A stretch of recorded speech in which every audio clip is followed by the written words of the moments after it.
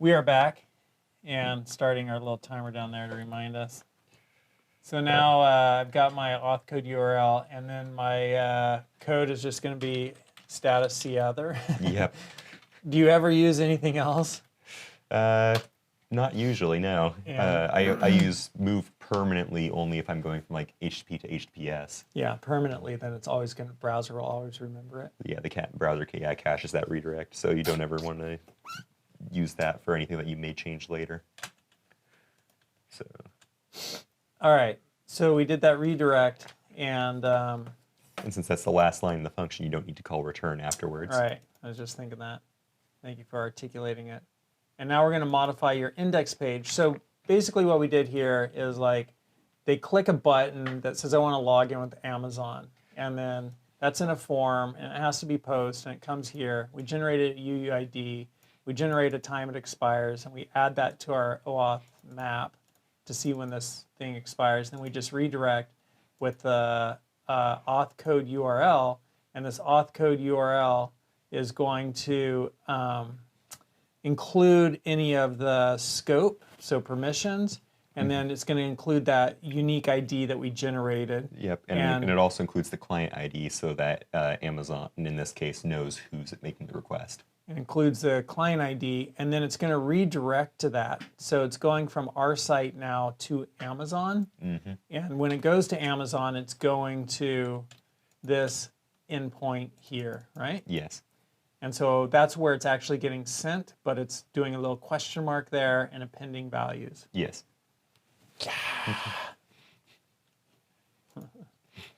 Don't quiz me on this in a week. I'll need to come back and look at the code. All right. So, that's pretty cool. So and you've got the endpoint. We're over at Amazon now. We redirected to Amazon. Yep. I'm going to put that in there. Here we redirect to Amazon at the, well, it's right here, at the auth URL endpoint. Yes? Yep.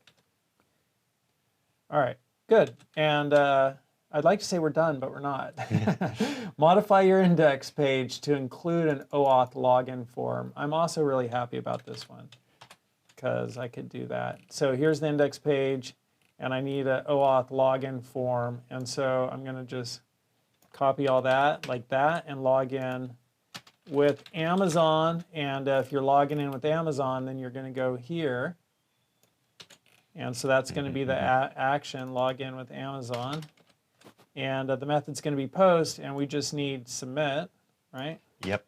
And on submit, we're going to put the, what was it? Value, something value? Yep, hey, just like the logout form uses. I'm like, why don't I have code completion? Because you're not an HTML document.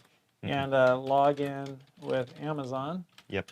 And so that's good. So again, note, if you're making an actual professional website, you will need to make sure this particular submit button looks like what they say the button should look like. Or Jeff Bezos is going to ban you from Amazon. It happens. I may or may not be teaching from, speaking from personal experience. Uh-oh. I did. I don't know anything about this. I got banned from Amazon as a seller because I'll tell you that story at the end of the video. Remind me. Okay. I was a seller on Amazon. I got banned.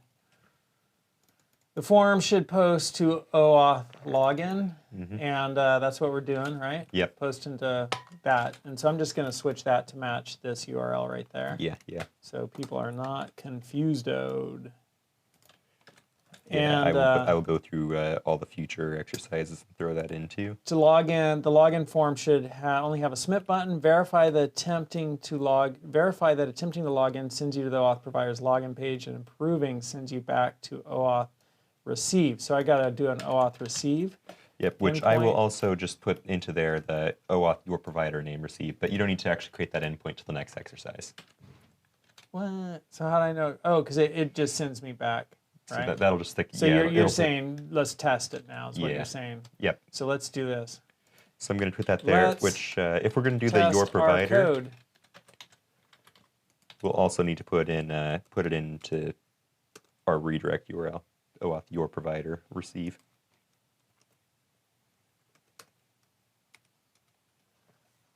Oh, and that's up here. And to get it into that, that's funny. It was all you could click this little thing and it gets rid of it. Okay. There you go. How did I get? Oh, no link. There we go. No link. All right, and then that localhost that localhost comes back to right here, right? Yeah. So we're going from OAuth receive to OAuth your provider receive, and my Yeah. provider is Amazon. Yep. There we go. All right, so we're good to test this code. So go run main. I'm really liking these examples. Undefined, create token, parse token. Where am I? Golang arch and create token, parse token. Are in token.go. So you need to make sure you say that. No, Oh, don't. cancel. Yeah, you need to make sure to include that in your go run. Okay, got it. Go run star.go. Thank you. And allow access. I do not know this developer. Do I know myself? And log in with Amazon. And we're sorry, an error occurred when we tried to process your request. Rest assured, we've already working on the problem and expect to resolve it shortly. If you're doing something nefarious, Jeff Bezos is going to ban you. You'll be banned. But is this what I expected? I'm not seeing anything about my redirect or anything like that. Redirect URI. Oh, redirect, and it's to localhost 8080 OAuth Amazon receive. So that's right. That's what we were looking for. Yep. So I'd recommend looking at show details, see if if it's something that we did wrong. Bad request, unknown scope was received. So we do need to include some scope stuff. Yeah, looks like it. And to do that, we're going to go to Amazon here, and our little steps, add an LDO button, add LDO BSK for JavaScript, choose an authorization. I'm just looking for scope. So possibly dynamically redirect users, because that's where you're adding the scope to that URL. And so I'm going to Control F scope and see what lights up. Nothing. And obtain customer profile info. That might be it, right? Because there's like, what do you want to give access to? Scope. The profile that you receive is determined by the scope when requesting. We got 5 mentions of scope. And so scope is equal to profile, options.scope equal profile. So that seems like a good scope that you'll need, yeah. And so on options, this is JavaScript. So on my scope, there should be a list of scopes, right? Like, where are my scopes? This is looking like a step-by-step instruction, so they're not putting a list there. But since all you're trying to get is their user profile, that's probably good enough. You need profile as a scope. Just profile as a string. Yep. So the OAuth config package has scope as a slice of string as a parameter to the config. And when I look at this, it is client, endpoint, redirect, scope is last. I don't know why I like to keep those in order, even though it doesn't matter. So scopes is scopes plural, and it's a slice of string.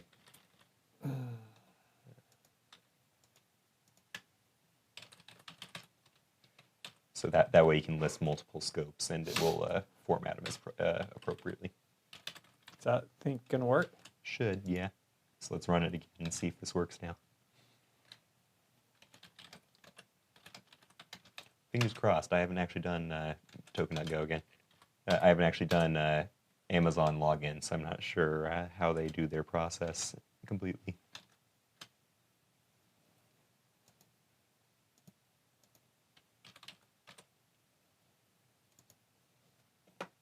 Still?